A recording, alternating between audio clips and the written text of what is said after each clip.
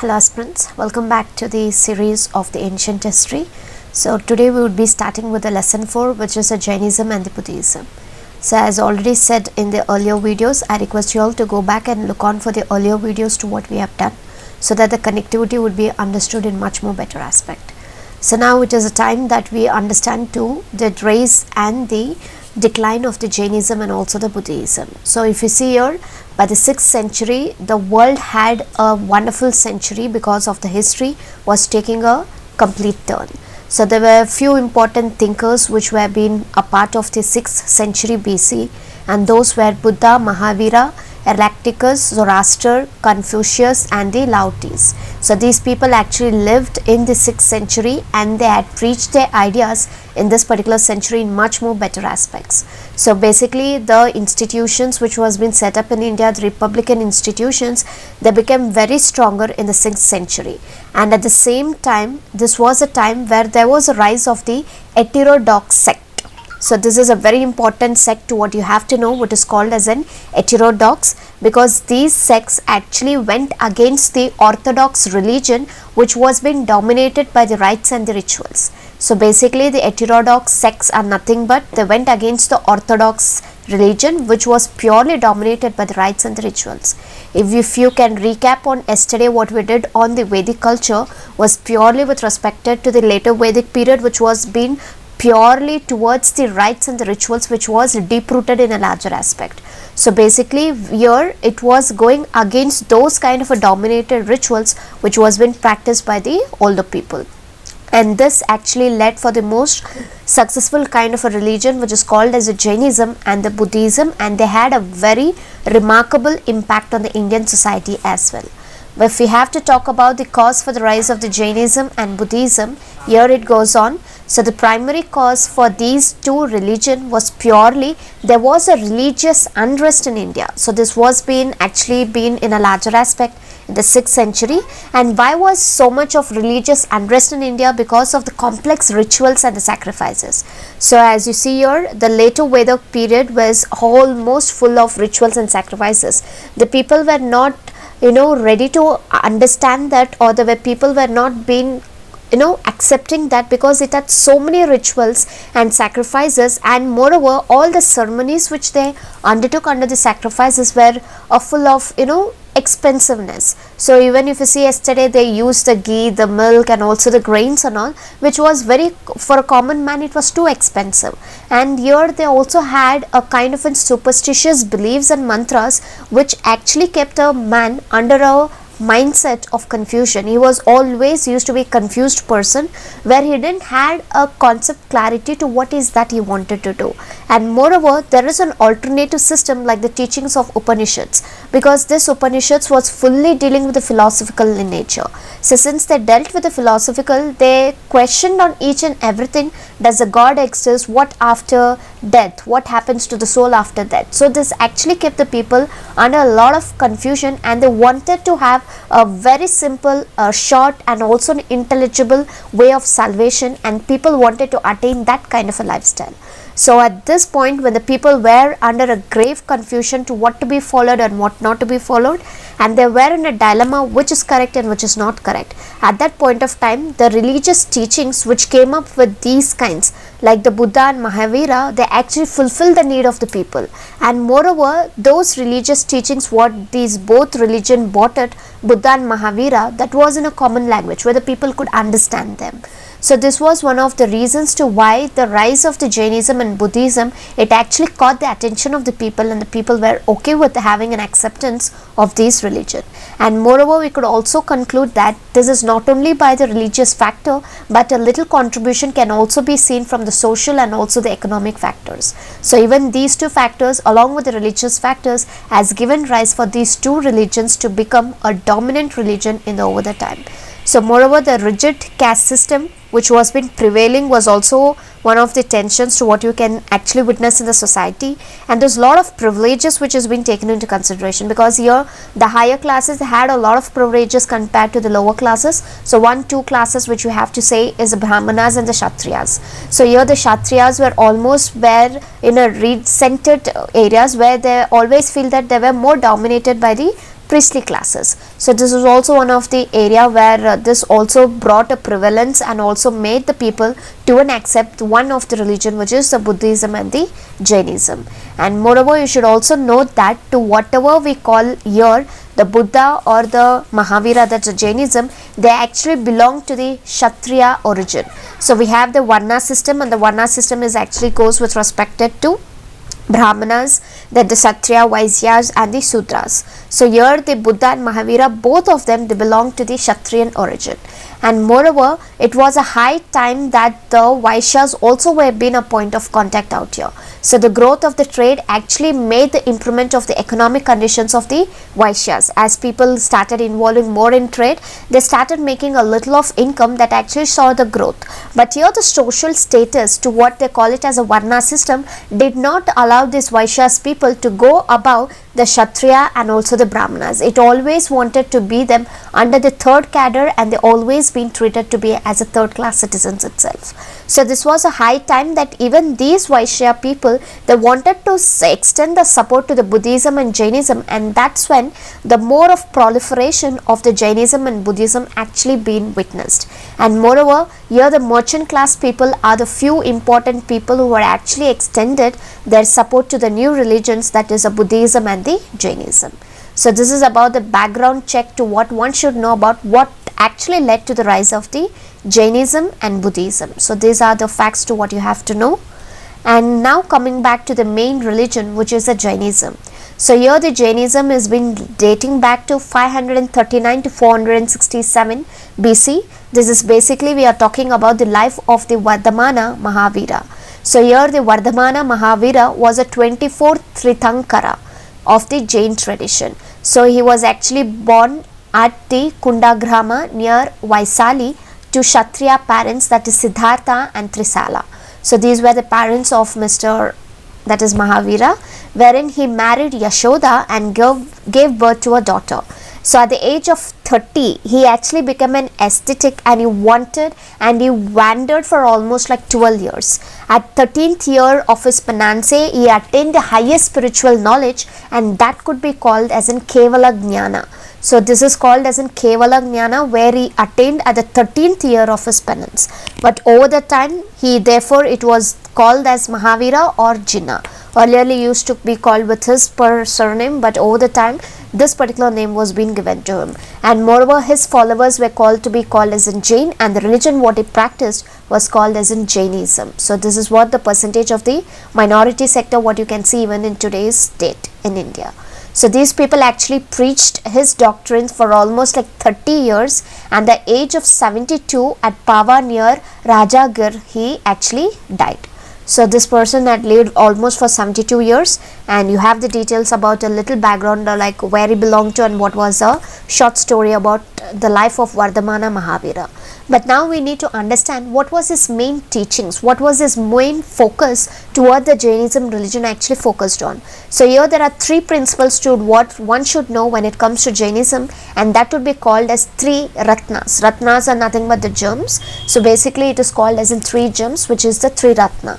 So the first thing is right faith, the second is right knowledge, and the third is right conduct. So the mnemonics for this would be the KFC. KFC, you know what is that? Most of you all would have had all the KFC things and all.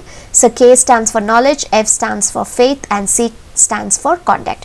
What you can do is you can put a mnemonic as Mahavira went to KFC. So KFC is nothing but knowledge, faith and conduct. So these are the three Ratnas to what you have to understand when it comes to the teachings of Mahavira.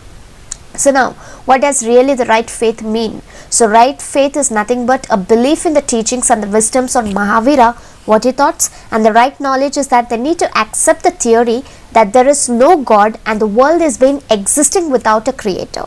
So here the right knowledge to what Mahavira teaching was main focusing is that he never believed on the existence of the God, and he also said that most of the creator they didn't have, most of the world which has been existing right now, they didn't had a creator at all, and each and every object possesses a soul, and that is what the main concept to what Mahavira preached to be what is called as in right knowledge. When it comes to right conduct, it is purely the observance of the 5 great vows, and those 5 great vows are nothing but not to injure a life, not to lie, not to steal, not to acquire the property, and not to lead an immoral life. So this is the third Ratna, that is the right conduct, which from the right conduct we have 5 great vows which has been there, and these are those 5. And here these all 5 to whatever we read right now, this is something where they need to follow it. Along with that, the doctrine of Ahimsa as well. So both on a clergy or a layman terms, they need to follow it at any point of time. And moreover, Mahavira regarded that all the objects, let's say whether it is an animated or an inanimate, they have a soul, and all the souls are being very conscious in what they do. So here what is his main thing, what he tries to say is that they possess life and they feel pain when they have been injured. Basically he seems to say is that he always says that all the objects have their own souls, and each and every soul has a life and they also have a pain. So we are not supposed to injure to whatever is being actually created in terms of the universe. So here Mahavira, he directly rejected the authorities of the Vedas, and he also objected to the Vedic rituals. He didn't believe into the Vedas, and he didn't believe into the Vedic rituals as well. He advocated a very holy and ethical code of life at the same time, and he went on to an extent where even practicing agriculture according to Jainism was something of a sinful nature, because whenever the agriculture has been practiced, there are few kinds of species which has been getting injured, including the earth, the worms, and the animals which has been taking a kind of a lifespan onto the soil. So this is purely a sinful act to even practicing agriculture. So this is something where he been very focusedly preaching on, and similarly he was also kind of a person who practiced the doctrine of the asceticism, and renunciation was also carried to extreme length by the practice of starvation, nudity, and the other forms of self-torture. So this was purely to what it was being dealt when it comes to the Mahavira. So this is about the things what you have to know basically on Mahavira. And you should also know like how did the spread of Jainism actually begin. So here the Mahavira, he organized the Sangha. So these main Sanghas are mainly known to spread the teachings. So here the Sangha had no differentiation between the men and women. Both were a part of the Sangha, both were accepted, and they both monks, and also they had the fellow workers as well. So that there was no differentiation, and mainly the spread of Jainism can be purely given to the Sangha members who had given a dedicated work for spreading the Jainism throughout. And more importantly, you should know that the Jainism was rapidly spread in Western India and Karnataka. And moreover, you should know about certain rurals who actually been a part of this particular Jainism, that is the Chandragupta Maurya, Karavela of Kalinga, and the royal dynasties of South India such as the Gangas, Kadambas, and Chalukyas and Rashtrakutas. They actually patronized the Jainism. So here what you have to do is just try to make it a sentence as patronizing the Jainism. Try to list out all these Chandragupta Maurya, Karvelas, and all these people, and just keep it aside. So when you do it, it should be just a glance to what you have to do. Don't try to recreate it in the same paragraph to what you see on the screen. So be very clear, make your work very lesser, and ensure that you're gonna repeat them again and again. That's how your preparations has to be there. And apart from that, you should also know that the spread of Jainism, how rapidly it happened. At the same time, by the end of the 4th century BC, there was a serious famine which was actually seen and witnessed in the Ganges Valley. So here the Jain monks, actually led by the Bhadrabhagu and the Chandragupta Maurya, they came to Shravana Belagola in Karnataka. So this is purely on the famine to what it actually made the people to come on to Shravana Belagola in Karnataka, and the people who actually stayed back in North India were actually being led by the monk who was named called as Stulabahu. So here who actually changed the code of the conduct for the monks altogether. There was one kind of a monk which was led by Bhadrabhagu and Chandragupta Maurya, wherein the other people who stayed back in North India the monk which led by the name which is Thulabahu. So these were the two important things. Since here due to the serious famine they started moving on, they actually led to the division of the Jainism, and the division of the Jainism actually gave birth to two different sects, that is Shvetambaras, and another one is the Digambaras. So Shvetambaras are the people who would be always with a white clad, wherein the Digambaras are the people with a sky clad, which means that they are purely naked. So Digambaras are naked, Shvetambaras would be with a white appearances. So this is something what you have to know. So basically you should know that the Jainism actually spread it into two sects, that is the Shvetambaras and the Digambaras. So coming back to the councils, so the first Jain council was actually being conveyed at Pataliputra by the Stulabahu. So the people who actually lived in North India, they would be led by the Stulabahu. So the first Jain council was being held at Pataliputra. So the leader of this was actually the Digambaras. So Digambaras were the leaders for it in the beginning of the 3rd century BC. So the second Jain council was actually held at the Vallabhi in the 5th century AD. And the final compilation of the Jain literature was actually called as 12 Angas, where it was being completed with this particular council. So basically they are saying that the final completion of the entire Jain literature can be seen in the 12 Angas. So this is basically that one should know about the Jainism. So this is very concise and very precise to the points. So they have been very goodly presented when it comes to the Tamil Nadu textbooks. So try to get them more basic clearance by doing a chart and try to do it better. And then comes with respect to the Buddhism. So when we talk about Buddhism, we are actually talking about the life of the Gautama Buddha. So this person was at the time period of 567 to 487 BC, right? So here the Gautama, or he is also called as Siddhartha. So he was actually the founder of the Buddhism. So he was born in 567 BC in Lumbini garden near Kapilavastu. So these all are very basic informations, so you can just look on to that. And his father was Sudhodhana of the Sakya. He actually belongs to the Sakya clan, and the mother's name is Maya Devi. So has his mother, actually he lost his mother at a very young age, because in sense the childbirth, immediately after the childbirth happened, the mother died. So over the time that's a Gautama Buddha was being brought up by the aunt Prajapati Gautami. So by the age of 16 he married Yasodhara, and he gave birth to a son who is called as Rahula.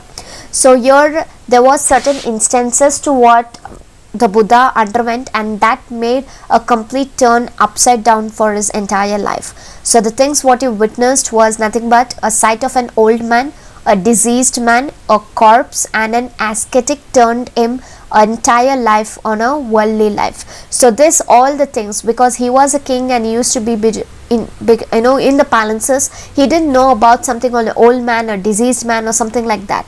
The time he met all these people, he actually went in search for the truth, what his life is all about.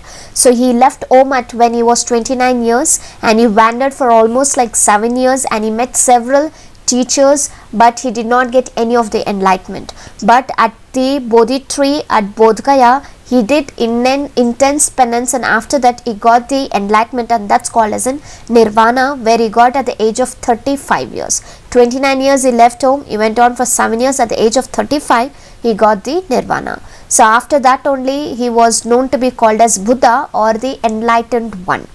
So his name is all about this, how did he get the name of Buddha.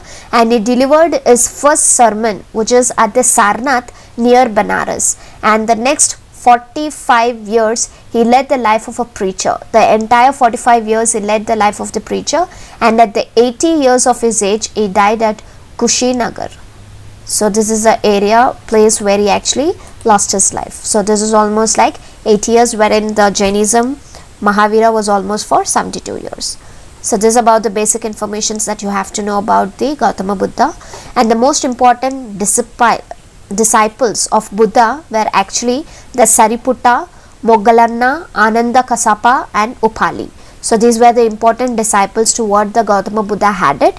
And the kings like Parasenajit of Kosala, Bimbisara, and Ajatashatru of Magadha actually accepted his doctrines and also became his disciples. So again this becomes a very important point, like which are the important kings who actually followed to the Buddhism, wherein we saw about the Chandragupta Maurya and other things when it comes to Jainism, wherein here it is Bimbisara, Ajatashatru and Parasanajitta, where who practiced the doctrines and also became the disciples of the Gautama Buddha. So here the Buddha, he entire life he spread the message as far as possible, and he also covered the North India as well, and he visited places like Banaras, Rajagriha, Saraswati, Vaisali, Nalanda and Patali Grama as well.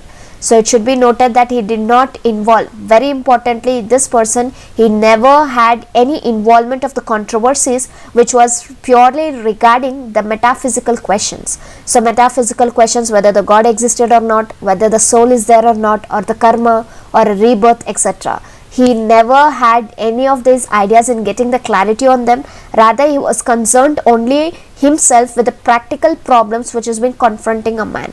So since he saw the diseased man, a dead man, and also the corpse and other things and all, so he was practically a person who was looking on to the problems which was actually affecting the man. So he was not really focused about the externalities where it was something behind the people thinking. So he was not a person of that. So he was emphasized only on the practical problems. So this was about the basic information to what you have to know, that he never got involved in the metaphysical questions, rather he was only towards the practical problems which was confronting a man. So what is the teachings of the Buddha would be then? So basically the four noble truths of the Buddhas are: the world is full of suffering, the first thing. Secondly, the cause of suffering is desire. The more the people have the desire, they led to the suffering for it. And the third is, if the desires are get rid of, suffering can be removed. So once the desires would be off, the sufferings can be removed automatically, and this can be done by following the Eightfold Path. And he believes that the above three can be sorted in a smoother way by just following with the Eightfold Path. And the Eightfold Path are nothing but the right view, the right resolve, the right speech, the right conduct, the right livelihood, the right effort, the right mindfulness and the right concentration.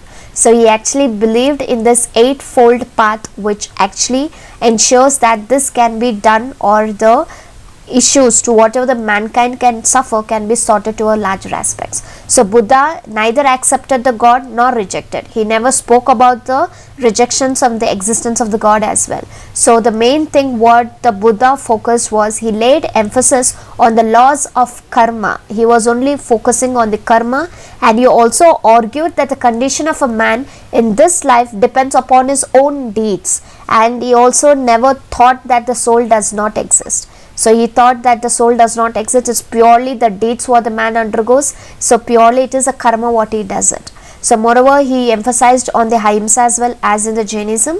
So by whatever he does it with the love for the human beings and also with the living creatures. So that is a thing which actually was being there, and to whatever the provocation used to happen, he used to console it only with respect to love and compassion. He never led a way for any of it, because he understood what is the right view, a right resolve, a right speech, a conduct, a livelihood, an effort, mindfulness and also the concentration. So he was a person who was full of energetically only towards emphasizing on the love and the compassion. So here it was been clearly said his religion was identical with the morality, and it emphasized the purity of the thought, word and also with the deed. So he was not a person, and he was a person who was looking for a rationalistic thing. So whatever is being said, he wanted a proper explanation over the things which actually put a light on the reasons and not on the basis of the blind faith. So Buddhism never followed about the blindness, where it was full of rationalistic, getting a proper reason, understanding what is this thing is all about. So he did not make any direct attack on any of the caste system, but he was purely against any social distinctions as well, because he could throw open to everyone. That would be a greater understanding and analytical thinking, that we could conclude that he was not having any direct attack on the caste system, but at the same time he didn't support any of the caste system as well. So this is on that, and therefore the Buddhism was somewhere where more a social than a religious revolution, what you could actually conclude with it. So basically he taught the code of practical ethics and at the same time the principle of social equality. So this is all about that one should know when it comes to the Buddhism, and what the Buddhism actually preached and what it was the main focus on. So this is about it. And again, coming back, you should know like how did the Buddhism actually spread. So here again, the Buddha had two kinds of disciples. One is the monk, another one is the lay worshippers. So the monks were actually called as bhikshus and the lay worshippers were called as upasikas. So here even they had organized the sanghas as what we saw under the Jainism, and this sangha, the membership was open to all person, whether they are the male or female, or they didn't have any of the caste restrictions as well. Any people they can be a part of this particular sangha, and the special code for nuns was restricting for their residence and the movement alone. So the nuns had the restricting the residence and movements, and the most important monks which we can actually trace back for the spread of Buddhism is Sariputta, Moggallana and Ananda. They were the famous monks, and the sangha was also being governed on the democratic lines. So they had a proper discipline among its members. They wanted to empower that, and that is what they did it. And over the time you could also see that the organized had made efforts on the sangha where the Buddhism made a rapid progress in North India. And even during the entire Buddha's lifetime it was been a good progress, and the few important kinds of states, that is Magadha, Kosala, Kausambi and several republican states of North India actually embraced this religion. They started following on this, and about for 200 years after the death of Buddha, the famous Mauryan emperor, that is Ashoka, he also embraced Buddhism. So even after the death of Buddhism, after the 200 years, there was a ruler, that is the Mauryan emperor, that is Mr. Ashoka. Even he started embracing the Buddhism. So he also was a person who made an effort in spreading the missionary of Buddhism in the West Asia and also in Ceylon. So this is a local religious sect which actually transformed into the entire world, which is called as a world religion. So this is purely where the contribution can also be given to Mauryan emperor Mr. Ashoka, where he also embraced Buddhism, and he was also a reason to why it got spread faster in the Western Asia as well as in the Ceylon areas. And now coming back to the Buddhist councils. So here the first Buddhist council was held at the Rajagraha, that is under the chairmanship of Mahakassapa immediately after the death of Buddha. So the first Buddhist council was actually after the death of the Buddha at the Rajagraha. So the main purpose is that they wanted to maintain the purity of the teachings of the Buddha. And the second Buddhist council was convened at Vaisali, which is around like 383 BC. And the third Buddhist council was held at Pataliputra under the patronage of Ashoka. And Moggalipattu Tista presided over this particular third Buddhist council. And the final version of the Tripitakas was actually been completed in this particular council as well. So you should also know the fourth Buddhist council was being actually conveyed in Kashmir by the Kanishka under the leadership of Vasumitra. So the chairmanship was under the Vasumitra, and we also have the Ashwagosha which was being participated in this particular council. So all these names like Vasumitra, Ashwagosha or Pataliputras, all these names over the time you will get to know. So as of now you have to just know about these things. When we do with the Magadha rulers and all those things, we'll be doing them in detail. So this is about it. And the new school. So this was a time that a new school of the Buddhism was called as Mahayana Buddhism, which came into the existence during this particular councils.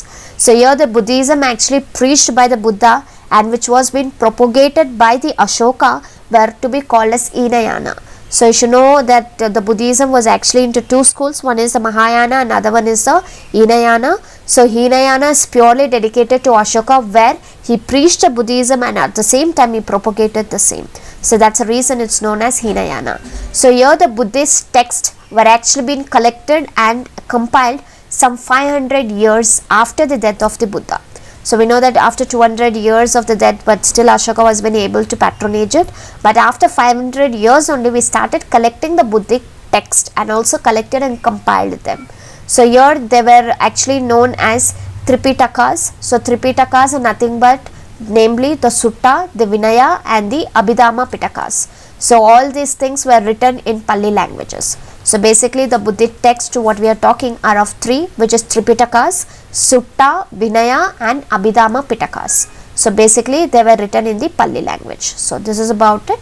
And the next comes the causes for the decline of the Buddhism in India. What actually led for the decline in the Buddhism in India? So basically the revival of the Brahmanism and the rise of the Bhagavatism. So here these two things, that's a Brahmanism and the Bhagavatism, actually led for the fall of the popularity of the Buddhism. So moreover, they used the language was Pali, and the language of the masses as the language of the Buddhism was given up from the 1st century AD. So Pali language was basically given up, wherein Buddhist people started adopting to a language called Sanskrit. So this was one of the language of the elite, and here after the birth of Mahayana Buddhism, the practice of idol worship and also making offerings led to the deterioration of the moral standards. So you should know that Buddhism never understood or never spoke about the god or something of the idol worship, but the Mahayana Buddhism, which was there, not Hinayana. Hinayana is on Ashoka, wherein Mahayana actually moved on for a practice of idol worship, and they also started redoing the same things which is called as an offerings as well.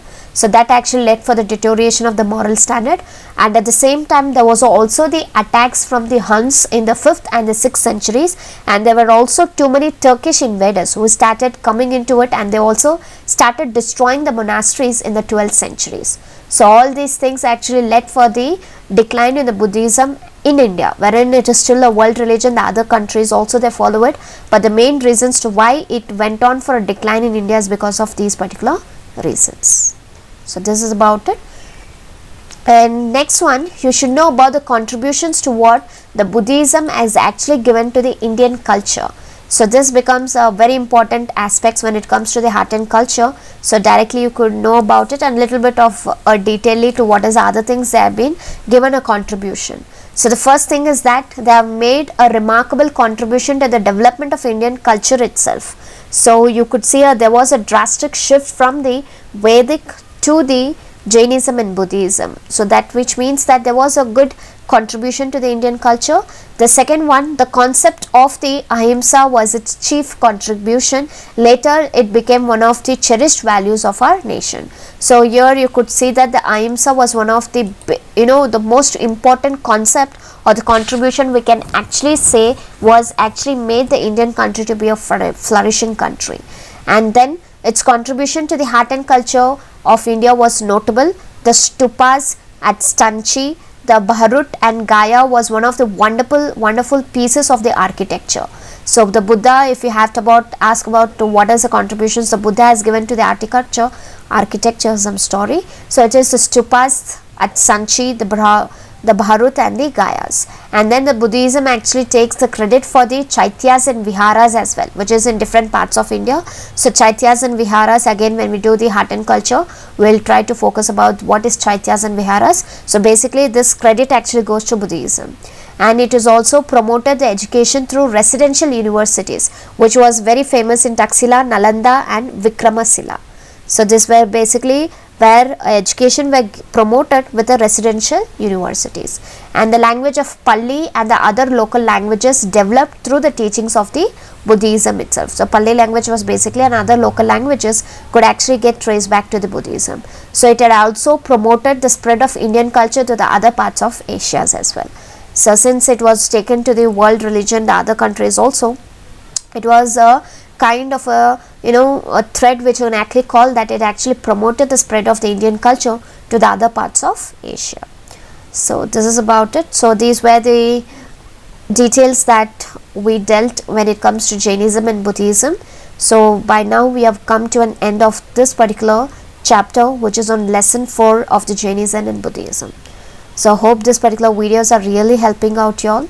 So if there's any changes that you really wanted, you can let us know so that we can really work on them, and try to, as I already said yesterday, try to present them in pictorial forms. So don't try to make it same kind of and what you see on the screen to be as a para. I don't want you all to maintain like that. Try to make it very simple. Try to have it in a lucid languages and try to understand in better aspects. So that itself will going to help you when it comes to your preparations. So that's it.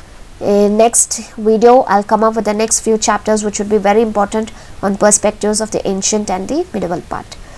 So that's it. Thank you for watching the videos. If you have any doubts and if you have any requests, you can put the request in the comment section. Thank you and have a nice day.